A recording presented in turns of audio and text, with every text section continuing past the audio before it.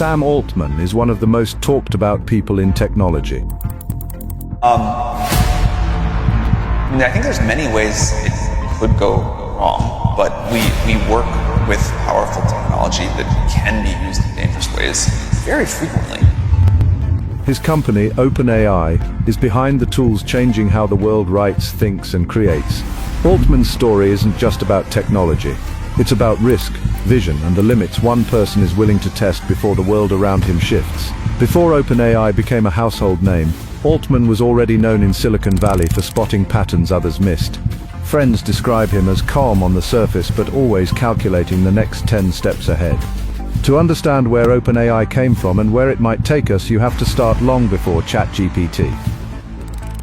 Sam Altman was born in St. Louis, Missouri in 1985.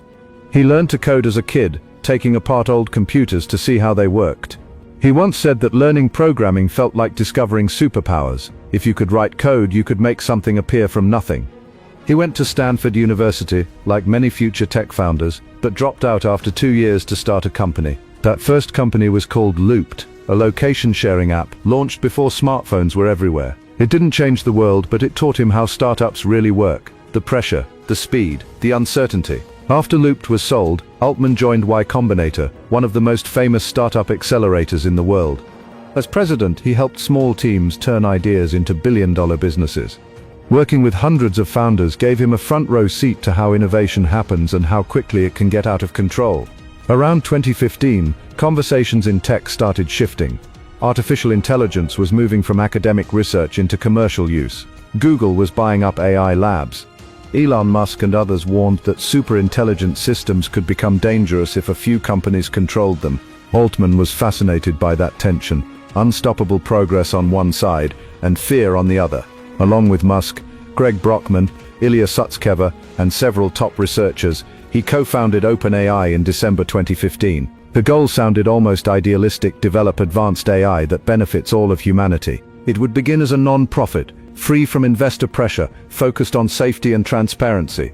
The early team released research papers, built small models, and published code so others could learn from it. But Altman understood something most people didn't. Once AI started showing real promise, openness would collide with commercial reality. OpenAI's first big breakthrough came with the GPT line of language models. When GPT-3 launched in 2020, it shocked people. A computer could now write paragraphs, poems, even bits of code that felt uncannily human. The company suddenly had attention from journalists, educators, and investors. Microsoft stepped in with billions in funding. From there, the mission evolved. OpenAI still spoke about safety and broad benefit, but it now had paying customers, cloud deals, and an expanding workforce. The balance between idealism and business began to shift. Altman's blog posts from that period hint at his mindset. He wrote that the goal wasn't just smarter tools, it was to reach AGI, or artificial general intelligence. In his words, AGI would be the most powerful technology ever built, and if guided correctly, it could lift everyone's quality of life. But that same idea also raised the biggest question: who decides what guided correctly means?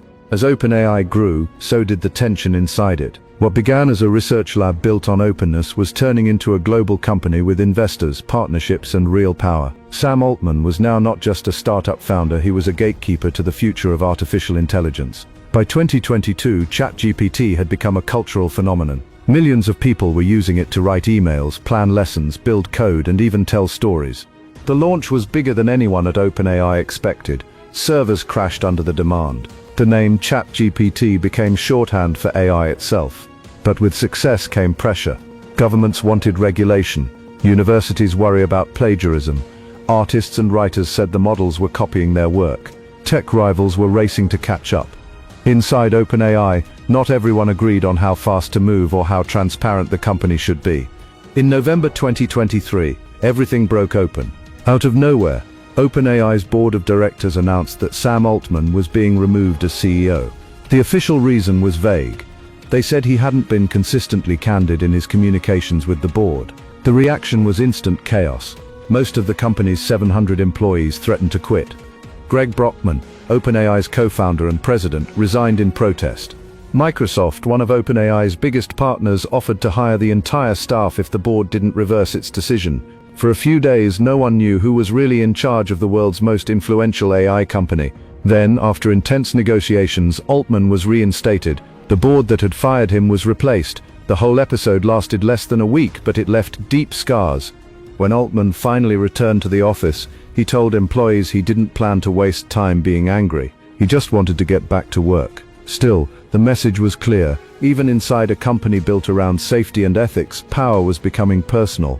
OpenAI's name was starting to sound ironic. It was no longer as open as it once claimed. Access to its latest models became restricted. Developers had to pay for API access. Safety research was shared less freely. Critics said the company had turned from a non-profit ideal into a private empire. Altman defended these choices in interviews. He said releasing powerful AI too quickly could be dangerous, and that commercialization helped fund the expensive research needed to make it safe. But to some in the AI community, that argument sounded like a convenient excuse to protect dominance. The shift from open to closed AI was one of the industry's biggest debates. Should the most advanced systems be available to everyone, or locked away until proven safe? There was no clear answer, only competing fears. Altman became the public face of those fears. Every time he appeared in front of Congress or on a podcast, people listened closely to what he said about the future. He warned that AI could cause significant harm if misused. He supported government oversight. At the same time, he promised that AI could also unlock new levels of creativity, education, and prosperity. In one talk, he said something that stuck with people. "We are trying to build tools that expand human potential, not replace it." But not everyone believed him. Critics pointed out how AI systems already threatened creative jobs, from writers to video editors to software developers. They said that even if Altman's intentions were good, the ripple effects of his products could reshape entire industries faster than anyone could adapt. Inside OpenAI, researchers pushed to keep up with new discoveries. Training each new model cost hundreds of millions of dollars. The hardware demands were enormous: custom chips, data centers, and constant optimization. Altman spent much of his time securing funding and partnerships to keep that growth alive. Then came Sora, OpenAI's text-to-video model. Users could type a sentence, a man walking through a snowy city, and within seconds see a realistic short film. The results were breathtaking and unsettling. Suddenly, anyone could generate believable video out of thin air. Almost immediately, concerns erupted. Artists said the tool copied visual styles without permission. Politicians worried about fake videos spreading online. Even some OpenAI employees were uneasy about releasing it publicly. Altman responded by tightening usage rules and promising stronger safeguards. He said they were learning as they went, trying to balance innovation with responsibility. But to many observers, it felt like a pattern: push boundaries first, fix problems later. By this point, OpenAI had become more than a company. It was a symbol. To some, it represented human progress at its best: bold, creative, unstoppable. To others, it was a warning that we were racing ahead without understanding the consequences. And Sam Altman was right at the center of it. Admirers called him visionary, critics called him reckless, but everyone agreed on one thing: he had changed the conversation about what technology could do. Sam Altman says he isn't chasing fame or money. What he wants, he says, is to make sure artificial intelligence helps everyone, not just a few companies. That's a big promise, and maybe an impossible one. OpenAI's next goal is AGI, or Artificial General Intelligence, machines that can learn and reason like humans. Altman believes it could solve massive problems: disease, poverty, education, but he also admits it could go wrong if used without care. He called it the most important technology humanity will ever build. To him, that means it deserves the same attention we give to nuclear safety or climate change. He wants governments, researchers, and the public all involved in shaping it. But not everyone trusts that vision. Some think OpenAI already has too much control. Others worry that the race for AGI is moving faster than anyone can regulate.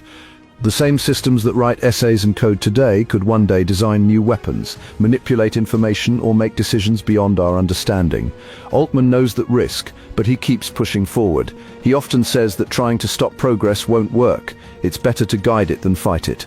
For now, that's what OpenAI is trying to do: move fast but not lose control.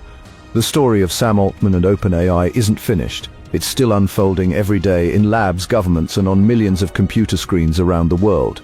Whether you see him as a builder or a gambler depends on how you feel about the future he's helping create. But one thing is certain: he's changed what's possible, and there's no going back. If you found this story interesting, stick around, because the next chapter in AI might not just change technology, it might change what it means to be human.